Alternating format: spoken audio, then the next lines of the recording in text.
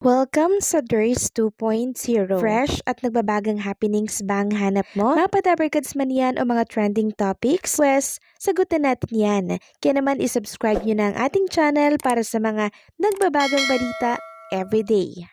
So ayun, welcome back again sa ating YouTube channel mga kadabarkads. And for today's video, ang pag-uusapan natin ay importanteng ganap na naman tungkol sa loob at sa labas ng Itbulaga and syempre sa mga sinusuportahan natin na Dabarkads lalo na si Tito Sotto. Pero bago yan, pahapyawan muna natin ang ilang mga ganap dito po sa Itbulaga. So si Bossing Vic Sotto ngayong live ng Itbulaga, syempre present po siya, fresh from Vietnam mga kadabarkads. Eto nga at sumalang agad siya sa therapy. Samantalang ang sugod bahay mga kapatid naman ay nasa Silang Cavite, Barangay San Vicente 2, Silang Cavite. So ang layo, 'di ba? Maaga pa lamang mga kadabarkads. Actually, madilim pa lamang ay andyan na po ang mga staff and crew ng Itbulaga and syempre eto nga Jowa Pao para syempre i-set up ang mga sasali po sa sugod bahay mga kapatid. Samantalang, ang news segment naman po ng Itbulaga na The Porinoy, The Apam Invasion ay patindi po ng patindi ang mga kaganapan dito. Kaya naman, ang mga bashers left the group dahil ang bawat contestant everyday ay very competitive mga kadabarkads. Kanya-kanya pong pagpapakita ng kanyang talento na siyang lalong kinagigiliwan po ng mga Dabarkads natin. Samantalang si former Senate President Tito Sotto naman and former Senator Pampilo Lacson of Alyansa ng Bagong Pilipinas ay nag-guest ngayong araw during kapihan sa Manila hosted by Miss Marichu Villanueva. And sinagot nga po nila ang ilan sa mga katanungan po sa kanila sa naturang interview. Merong mga humanga po sa kanilang mga sagutan at meron ding mga nang babatikos. Yung mga bashers naman yan mga kadabarkads ay hindi po nawawala. Sabi nga nila hindi natin mapi-please ang lahat. Samantalang kaugnay kay Tito Sotto mga kadabarkads, ito po yung kompletong paliwanag ni Tito Sotto doon sa interview niya kahapon. Pahayag po ito kay Ellie Buendia. Sabi dito sa isang write-up, sinagot ni Tito Sotto ang sinabi ni Ellie Buendia ng Eraserheads na ang TBJ o sina Tito Vic Joey De Leon nga ang mga idolo nila. Na ang Tito Vic Joey nga ang tinitingala nila bilang mga bayani. Sabi po ni Tito Sotto, si Ellie? Yeah, we love his music. We support his music and yung grupo nila noon, sabi ni Tito Sen. Ano ang masasabi niya na TBJ nga ang mga tinitingala niyang mga bayani nila sa musika? At eto po ang sabi ni Tito Sotto, oh thank you so much. Pero sila ang mga bagong heroes ng entertainment industry, especially the music industry, sila naman yan.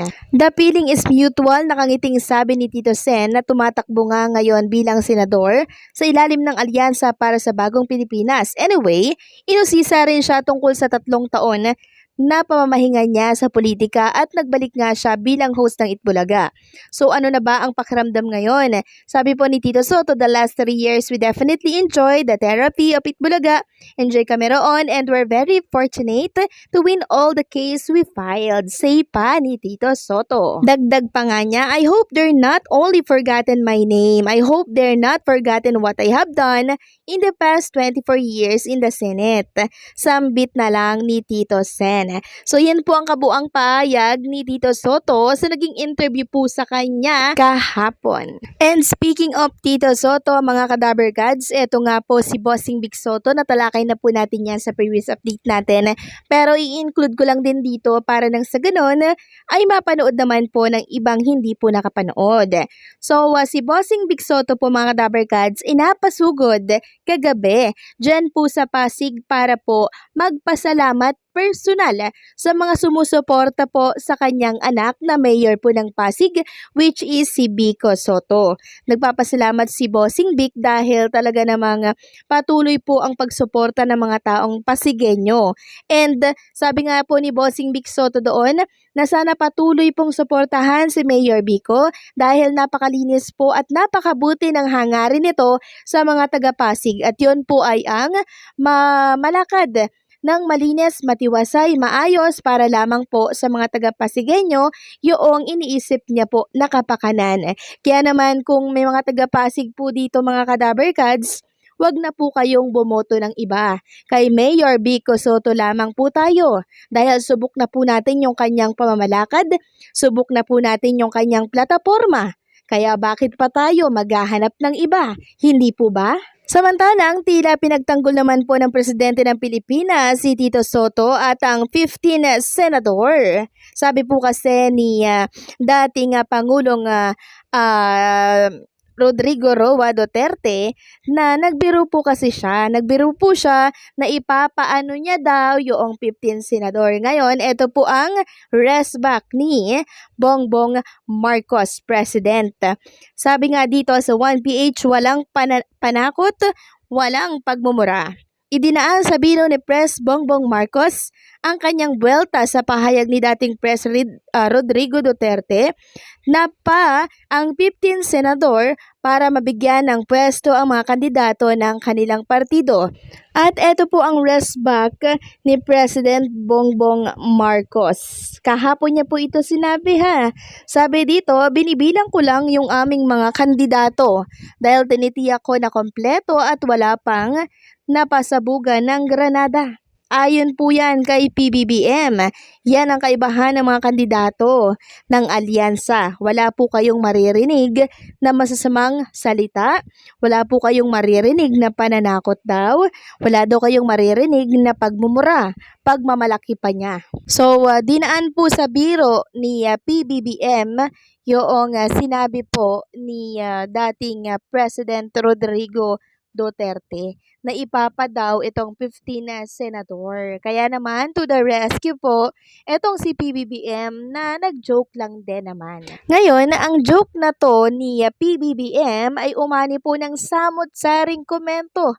Mula po yan sa mga casual netizen at maging sa mga DDS na din. Ayon nga po sa ilang mga komentong nabasa ko sa mga social media po na aking nagalaan, mas okay naman daw si Tatay Digong kahit na ito ay nagmumura. Dahil salita lamang naman daw yun. Pero noong namumuno pa daw itong si dating President Rodrigo Duterte, talagang maayos po ang kanyang pamamalakad at takot ang mga kriminal. So, isa lamang yan sa mga komento po na aking nabasa mga Kadaver Cards. So, aking sinabi lamang naman din sa inyo ang aking nababasa. Samantalang, kanina naman mga Kadaver Cards, during Sugod Bahay mga kapatid, hindi po ito nakita sa camera mga Kadaver Cards pero na-videohan po ng nanonood na audience dito po sa studio ng Itbulaga.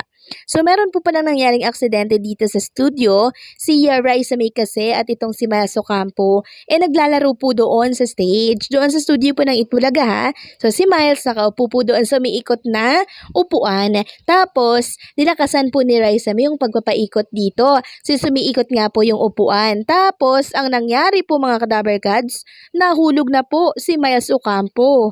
Kaya naman, tumama po yung kanyang puwitan doon sa semento. Pero okay lamang naman po si Miles. So, ito talaga ay normal na may mga nangyayaring ganitong aksidente. So, mabuti na lamang at hindi po napasama yung pagkakahulog ni Miles at tumama yung kanyang ulo. Mabuti na lang at puwitan na. So, ano po ang masasabi ninyo dito mga Kadaver Cards? Please comment down below. So, hanggang dito na lamang ang update natin at maraming salamat sa patuloy na pagsuporta. And don't forget to like, share, comment, and subscribe.